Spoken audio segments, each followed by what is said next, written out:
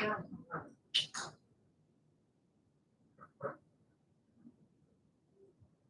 that?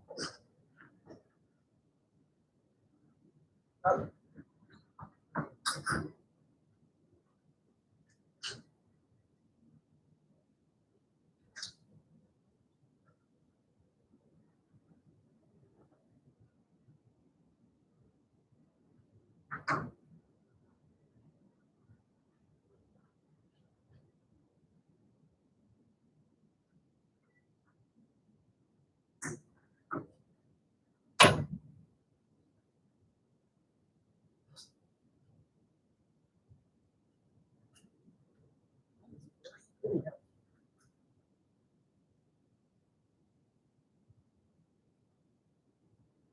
Hang on. I can't take that.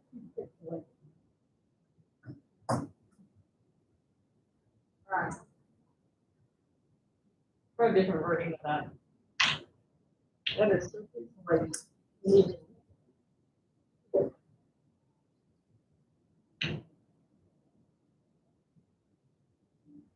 Clear?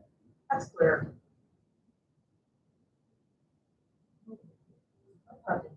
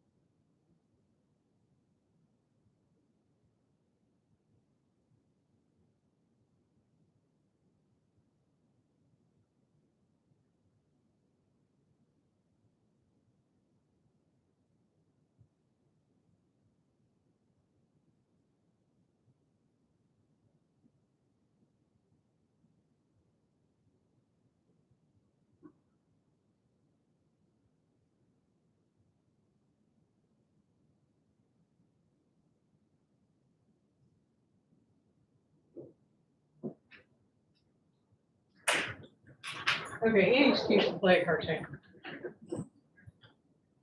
Back in the dark ages, you only got cartoons on Saturday morning from like 6 in the morning until noon. And they would run these little cartoons in between the regular cartoons. And they weren't just history, they were actually the very first one was multiples of 3, teaching you how to count in multiples of 3. And it started on a hunting trip when this kid was out with his dad and a bunch of his dad's friends and was complaining about how hard it was to learn multiplication. And one of the guys like, no, 3 is a magic number. The whole series was Morton. Anyway, very simplistic, but it's kind of the basic what happened. They came across, they figured out they could run their own country, and left the king. We had gotten to the Boston Tea Party. So just to kind of recap, there is still a tea on tax. It's the last of the Townshend Acts that is still existing. Violence is already broken out in the Boston Massacre. They have circumvented the English courts with the Gaspee affair.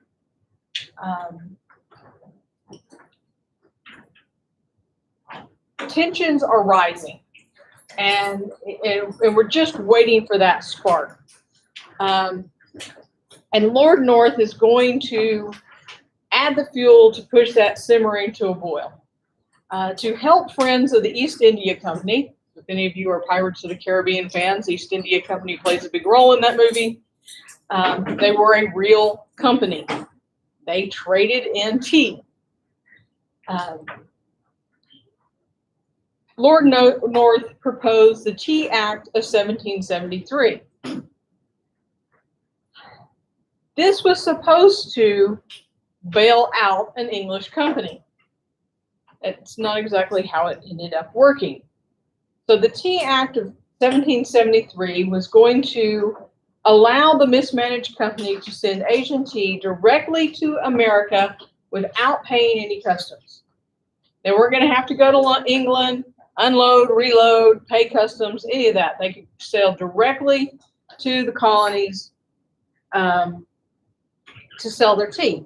Well, this cuts out a lot of steps and a lot of money. Now you can sell your tea cheaper. This way, the British tea merchants, the East India Company, could undercut even the smugglers. They could price their tea really low. And at the same time, George III ordered Lord North to clamp down on smuggling in New England. Those new committees of correspondence alerted colonists to the new danger. Basically, they accused England of trying to buy them out with cheap tea. So the tea shipments were coming in, and on December 16th, 1773, 16 men, disguised as Mohawk Indians, board 3 of the ships and pitch 342 chests of tea overboard. To the cheers of crowds on the shore who gathered to watch. These Indians attack these ships. Nobody saw who these Indians were, surprisingly enough. John Adams went on to say this act was so bold, so daring, so firm, intrepid, and inflexible, and that it was going to be felt throughout the colonies. And not everybody in the colonies was supportive of this. I mean, this is basically theft and destruction of property. This is an illegal act.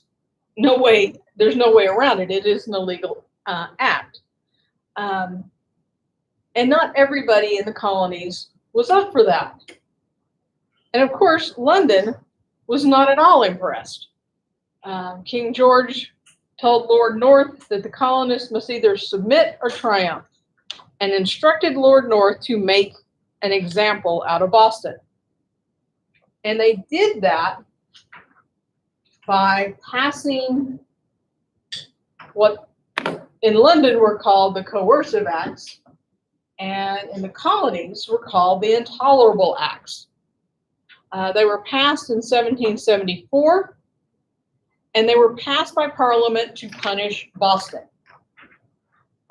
They're still treating the colonies separately, and the colonies are, even though the committees of correspondence are acting more in concert and they're alerting each other to the dangers, they're not acting together. Virginia is still for Virginia. Massachusetts is still for Massachusetts. These coercive acts are going to change all of that.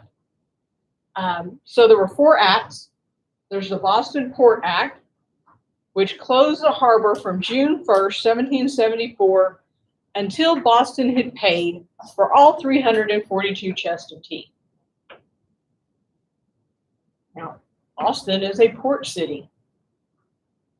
It's hard to do business when you can't use your port. So effectively, they're cutting off all business.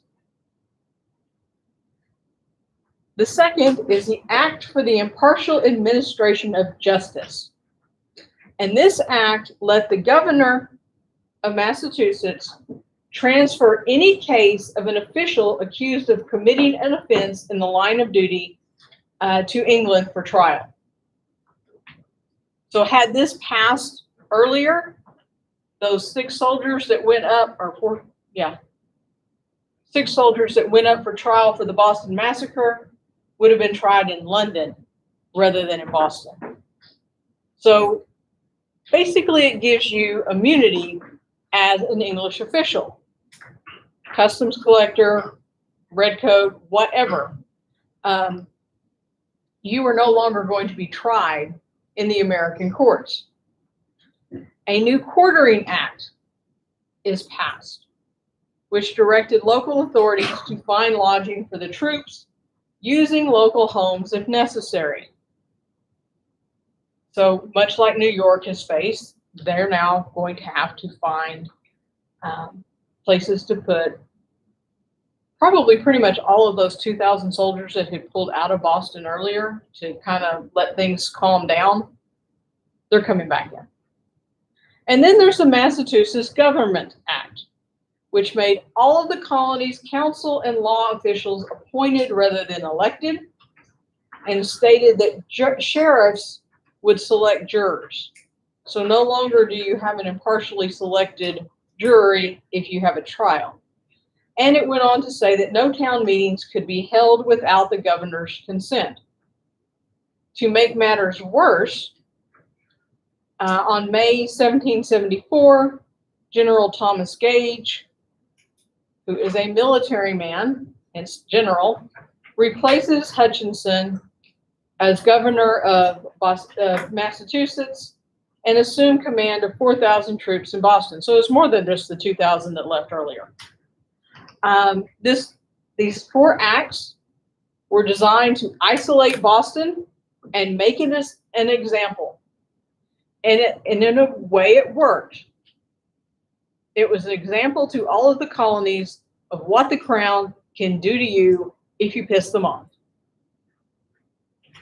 And it served to galvanize support across the colonies. And if they needed any more proof, there was the Quebec Act that was passed in June of 1774 that stated Canada would not have any representative assembly, but would have a royal governor and a council appointed. It also gave privileged position to the Catholic Church, and it gave all the western lands north of the Ohio River that both Virginia and Connecticut claimed to Canada. Because in the minds of Parliament and the King, Canada's just one more colony. So they're giving all those lands to Canada, which the colonists take as a great insult. They've been eyeing these lands, even though they're west of that royal proclamation line and really aren't supposed to go out there. Now they're letting the Canadians have them. And the colonials resisted. They raised money and sent provisions to Boston, because at this point Boston really isn't making any money, and they're under the control of a general and 4,000 troops. All of the colonies were boycotting and burning teas. There's some mini Boston tea parties held in other port cities. Some of them just offload the tea and burn it. I don't know if any of you girls were American Girl fans when that was a thing, but there's one of those movies where the little girl is learning how to properly drink tea. She's a colonial child, and she turns her teacup upside down, as she had seen her mother to do, and refused the tea because that was British, and she was an American. So this boycott is going to be far-reaching. Even children are going to get involved. The Virginia Assembly was dissolved after Thomas Jefferson proposed setting aside June 1st as a day of fasting and prayer. It didn't really matter. They keep, dissolving the assemblies. They still meet. They meet illegally, but they still meet. But one by one, all of the colonies take actions to support Boston in these coercive, or as the colonists put it, intolerable acts. And one of the biggest things they do is they meet in what is called the Continental Congress. The first Continental Congress was proposed and held on September 5th, 1774. And they met in Philadelphia. And it was an opportunity for all of the colonies to come together. And most participate. The first thing they do is they pass the Suffolk Resolves, which declared the intolerable acts null and void, urged Massachusetts to arm for defense, and called for economic sanctions against Britain. They also set out another Declaration of American Rights. They keep trying to tell somebody over there, we're still English citizens. And they deny, as part of this, they deny Parliament's authority to act on internal colonial affairs, and proclaim that each colonial assembly could determine the need for British troops within its boundaries. This whole idea of a standing army really sits poorly with the colonists. And there's a difference, they all have their own militia, but there's a difference between militia and a standing army. The standing army is a professional army. Militia are volunteers. Militia go back to their regular jobs when the battle part is done. Standing armies are always there and always a threat. They also set up something called the Continental Association of 1774, which was a organization that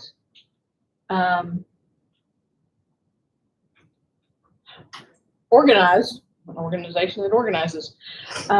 committees in each town and city to enforce the boycott of British goods. They elected committees for each of these towns, and this is going to become the organizational and communication network for the revolutionary movement. They're kind of going to surpass the committees of correspondence. They're going to be very active. About 7,000 men served on these committees. Women got involved. The Daughters of Liberty spring back up again, boycotting the tea, making their own clothes. It is a mass movement of a lot of common people. I mean, we usually only talk about, the big names, Jefferson, Adams, Washington, Franklin, but they could not have done any of this if they couldn't have gotten the support of the common people, and they had it. Now, it is not universal. The colonists were really almost equally broke into thirds between those patriots the Loyalists, they also called them Tories, and just people who were moderate and kind of riding the fence, just seeing which side they were going to be on. But these Continental Association pushes that even. They force people or ask people, depending on where you're at, to sign an oath of allegiance to support the boycott. If you didn't, you were the enemy. Somewhat so far even to tar and feather people, which tarring and feathering is a horrible practice. Basically, they strip you down, probably to your underwear, pour hot tar on you, and then cover you with feathers. The feathers are supposed to be the humorous part of it. If you've ever gotten hot tar on you or any hot, sticky substance, that's not what's going to kill you. But once you get it off, you have burns all over your body. This is in a time before any sort of antiseptic or antibiotic, and you're going to die of a secondary infection because it's going to basically strip your skin off of your body anywhere the tar was. So tarring and feathering is ugly. Okay, and now I just went off on a tangent and lost my thought. Where were we? Okay. So they advocated non-importation of British goods in 74, and then if that wasn't working, they were going to go, and they did eventually, go to the non-exportation of goods to Britain. Now, the colonies weren't manufacturing a lot. There was some, but if you remember back to the mercantile system, that's not what colonies were for. Colonies were to buy goods, imported goods, and export raw materials. And if they quit exporting those raw materials, then England is not going to have anything with which to make the things they want to import into the colonies. Thousands of people participate in this. And it becomes, like I said, a mass movement. King George III and Parliament both insist that there's going to be no negotiation, that the intolerable acts are going to stand. And we're kind of teetering on the edge. No one is really quite sure whether they want to actually, bear arms. No, we're really not quite sure we're ready for the sword yet. We're almost to that point. Early in 1775, Parliament declares Massachusetts in rebellion and prohibits the New England colonies from trading outside the empire. Well, they've been prohibiting the colonies from trading outside the empire ever since they started, and they like to smuggle things. So it's kind of a empty threat, but it's still one more thing the colonists can hold against Parliament. And right now, their argument is mostly with Parliament. It's going to switch in a little bit. Lord North proposed,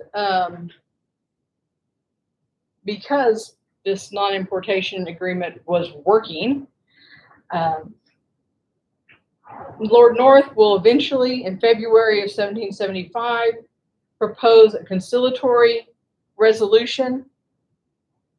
Under that, Parliament would refrain from any measures but taxes to regulate trade, which had been accepted earlier. Each colony would receive duties from within its boundaries in exchange for a voluntary contribution towards defense. But they won't work. They're still dealing, they send this to all of the individual colonies. They're not willing to work with the Continental Congress. They don't recognize, they can't afford to recognize that the colonists have joined forces. most of the colonies refuse, actually all of the colonies refuse the conciliatory acts. This is when they meet in Virginia, when the Virginia Assembly meets. This is when Patrick Henry makes his famous speech, "Give me liberty or give me death," with all the drama that you can muster. And we're on our way. War is still not declared, even though Massachusetts has been declared in rebellion. War has not been declared overall.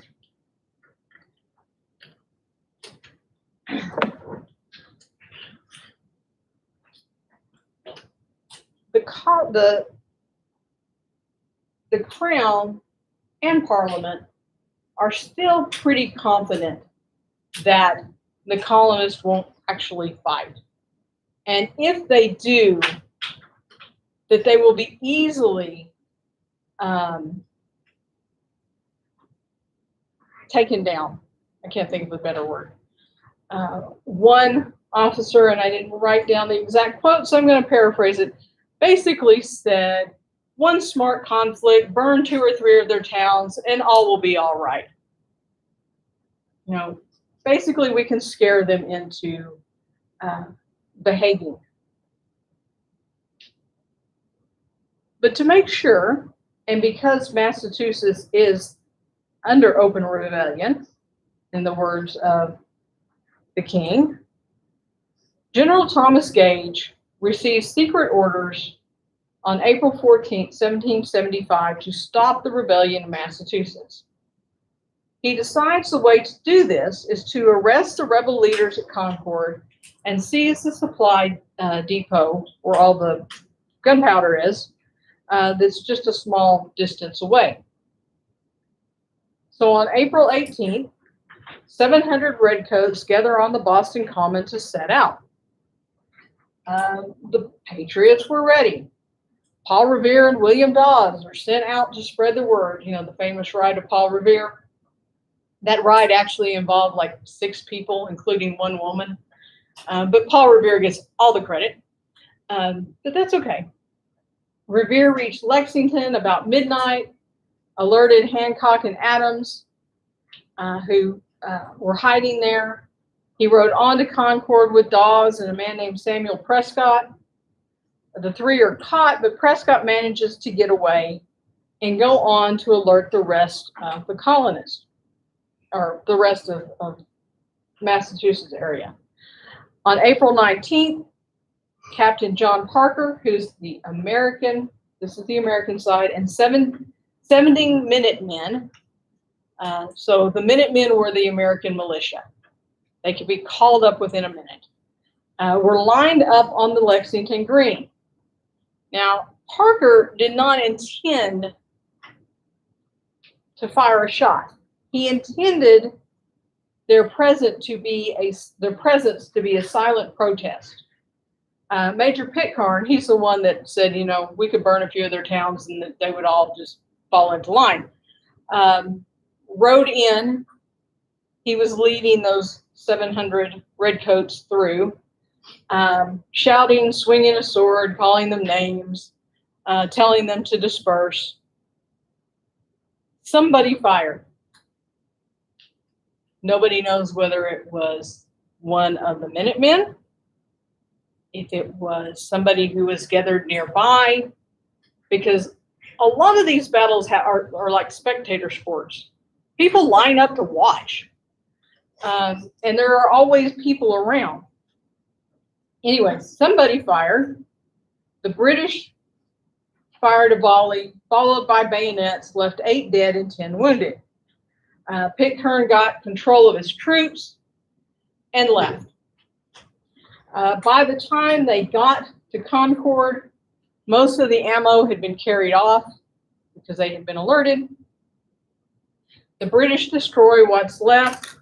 They can't find any of these leaders that they want to arrest. And now they have to go back. They've got to go back to Boston. And they're basically going to run the gauntlet all the way back. At the North Bridge, Parker's militia meets them again. This time he's not planning a silent protest, and they inflict 15 casualties. And all the way back to Boston, they've got militia hiding behind trees, behind walls, shooting out windows. And they suffer 3 times as many casualties as the Americans. There's one account where a British soldier, and it's in your book, goes into a barn looking for a patriot and finds him, tells the man, "You're a dead man." And he said, "And so are you." And they both fired at the same moment. Hayward was a patriot, and it's from him that we get the story because he didn't die instantly. He lasted 8 hours. The redcoat died instantly. And just like that, the war has begun.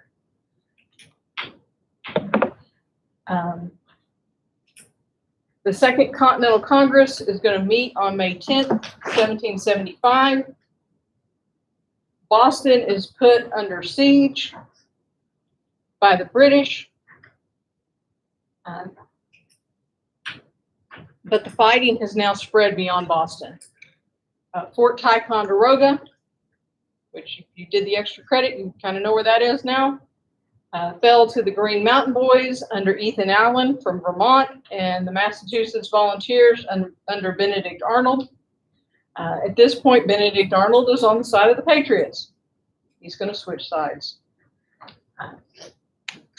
So the Americans are starting to take British forts and defeat British troops.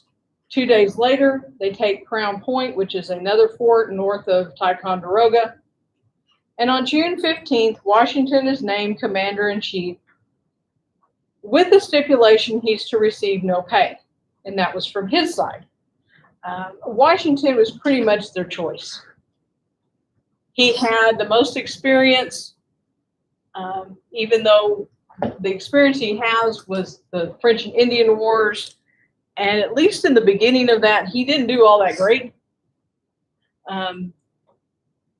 But he looks like a leader, and people respect him.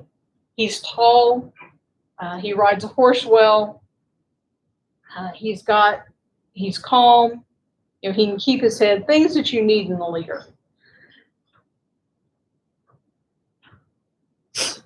Bunker Hill, and we're not going to go through every battle as we get through this. We'll go through kind of the important ones. You're going to need to read your textbook if you want the battles. But we will talk about the Battle of Bunker Hill. So Boston is under siege. The British hold it. The militia from Rhode Island, Connecticut, and New Hampshire join together, along with some freed slaves who take up arms for the sides of the Patriots. The slaves at this point are hopeful. They see what's going on, and there is a lot of hypocrisy in this. You're fighting for your freedom, but you hold slaves. And the slaves are early on are going to use that to try to win their freedom. They're not successful, but they do try. So the militia from this militia group is facing British troops under Sir William Howe, Sir Henry Clinton, and John Burgoyne. The Americans take the high ground. It's called the Battle of Bunker Hill, but it was actually fought at Breed's Hill. Breed's Hill is one hill closer to Boston. Again, they're fighting to an audience.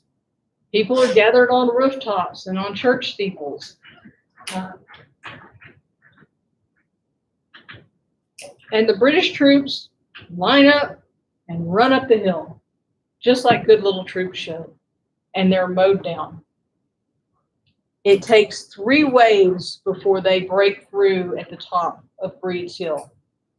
Out of 2,400 troops, they lose almost half. They lose 1,054. The Americans lose about 400 men. It was a British victory, but one you can't afford to have too many times. The results of this is the English generals are going to be more cautious facing the Americans after this. They're not just rabble. They can actually shoot. They won't just run at the first sign of a battle. They will hold their ground. And Continental Congress called for all men to enlist. There's no middle ground left. You either support or you don't. And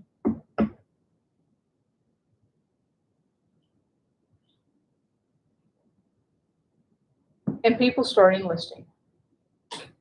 And we're going to have our own standing army, our own professional army. It's not just militia anymore. In March 1776, the Colonials take Dorchester Heights and threaten the city with cannons and mortars. They drag cannons all the way from Fort Ticonderoga through the snow on sleds to bring them down to threaten Boston. Howe retreats to Halifax by sea, and the last troops leave Boston on March 17th.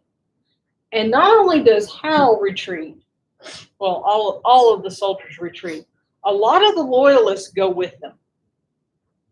A lot of the Tories, the people who aren't patriots, hop on board those ships and leave as well, which is going to have some long-lasting effects later, in upcoming years, because now you're transplanting these.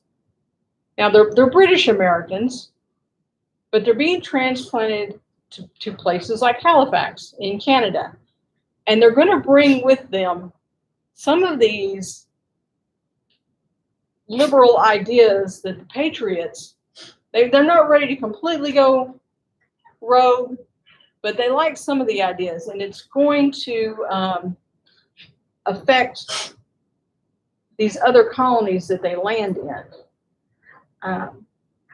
Continental Congress, after Boston is free, sends an olive branch, well, not a literal olive branch, but a paper olive branch to the king. It's an appeal called the Olive Branch Petition. This is sent in July of 1775. It professed loyalty to the king and asked for a ceasefire to work out reconciliation. It's like, okay, we started fighting. We all know how this is going to go. It's not going to be pretty. Can we just stop for a minute, take a deep breath? Well, the king refused to read it. And on August 23rd, the king declared a proclamation of rebellion, that all of the colonies were in rebellion. They sent one more document, the Declaration of Causes and the necessity to take up arms, but the war had started.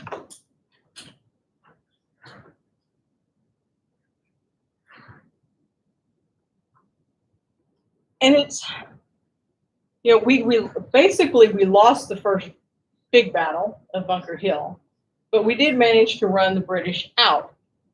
And some Americans decide that, or the Continental Congress decides that maybe we can rally the French in Quebec to our side, because now Canada is a British colony.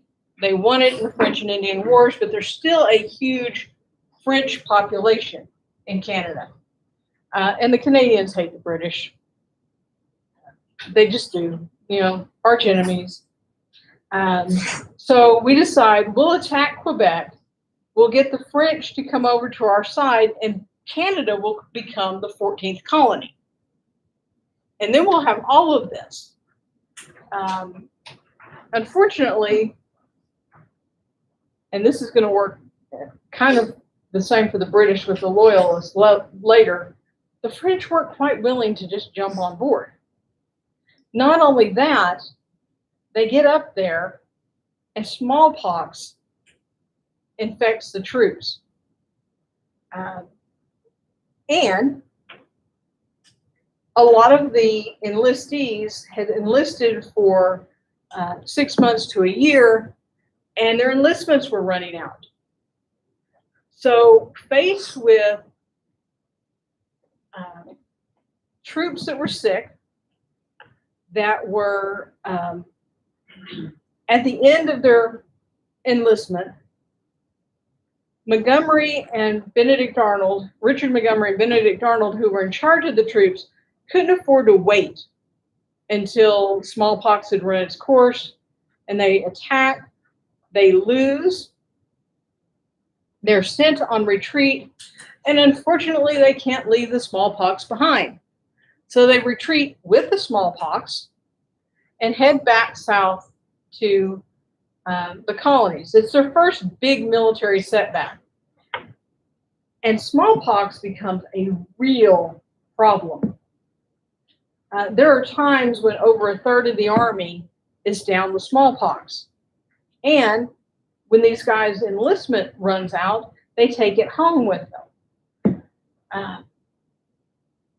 In the South, the Virginia government raised a loyalist force, including slaves who were promised freedom. But they were defeated in December of 1775. In North Carolina, loyalist Highland Scots attacked Charleston. They too are defeated. Throughout the entire war, there's just going to be this feeling that there's going to be more loyalists in the South. Those were the Cavaliers. They were the ones who had supported the king. And it's going to fail on many different levels, but mostly for the British who think, like we thought, we could go into Quebec, the French will rally to our sides. The British will make this mistake several times, thinking we can go into South Carolina, the loyalist forces will rise up and help us. There's not going to have them there. And while all of this is going on, the Continental Congress is sort of establishing a government. They appoint commissioners to negotiate with the Indians. They organize a post department under Franklin. They create the Navy and the Marine Corps. So they're doing the things that a government does. But they have yet to declare independence. And it's going to take a little book called Common Sense, which was like a 50-page pamphlet to convince the masses that independence was the next logical step. Thomas Paine wrote in his pamphlet that our problem was not Parliament, our problem was the king, and that we owed him no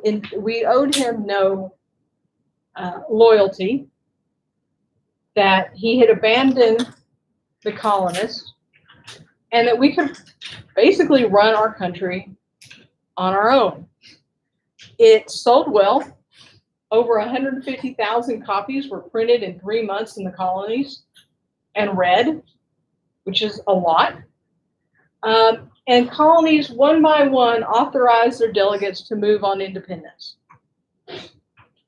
On June 7th, 1776, Richard Henry Lee of Virginia made the motion that, quote, that these united colonies are and of right ought to be free and independent states, unquote. The resolution passed on July 2nd. So technically July 2nd should be our Independence Day. It's officially adopted on July 4th. And the reason we celebrate July 4th is because in all of the midst of the war effort in 1777, no one thought about celebrating it until July 3rd. It's like, oh, well, I guess we're going to do it on July 4th then, because July 2nd had already passed.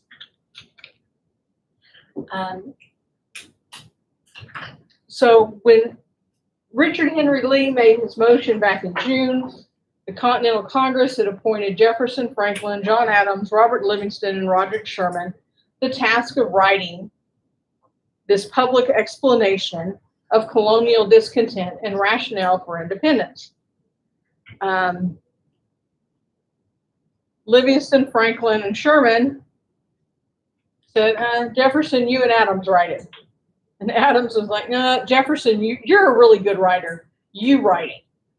So Thomas Jefferson ends up writing the Declaration of Independence. He uses his own work on the Virginia Constitution and George Mason's draft of the Virginia Declaration of Rights as his basis. And his goal was to create a statement of the American mind firmly and plainly, so that anybody who read it could understand it. Now, it may sound a little stilted to us, but at the time, anybody who read it would understand it. Writing styles change over time. The draft really didn't have that many changes, about 86 changes. They took out some references to slavery that Georgia and South Carolina objected to, because Jefferson wanted to put in the document that the British were responsible for bringing slavery to the colonies. And they put in 2 references to God, but pretty much they kept what Jefferson wrote. And it appealed to the rights, not as Englishmen, which has been their whole argument so far, is that we're still Englishmen. We have the rights of Englishmen. You're not giving us the rights of Englishmen. Now they're appealing to the rights as men. That life, liberty, and property, which Jefferson changes to life, liberty, and pursuit of happiness. These are what he considers inalienable rights of all men. And yes, this was written for men. Women, Indians, and African Americans don't count. Washington had the document read to the troops. And now we have an actual cause to fight for. And we'll start fighting it next time because I'm out of breath.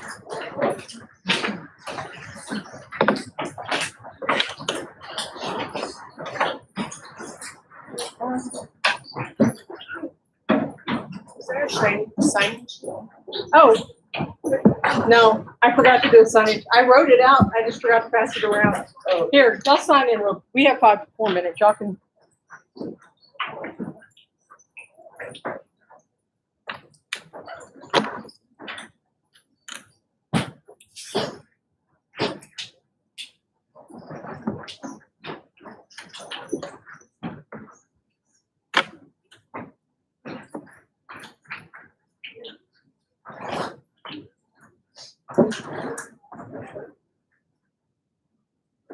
Yeah, I heard about it earlier. I was kind of late, so I was like, maybe she did it when I was.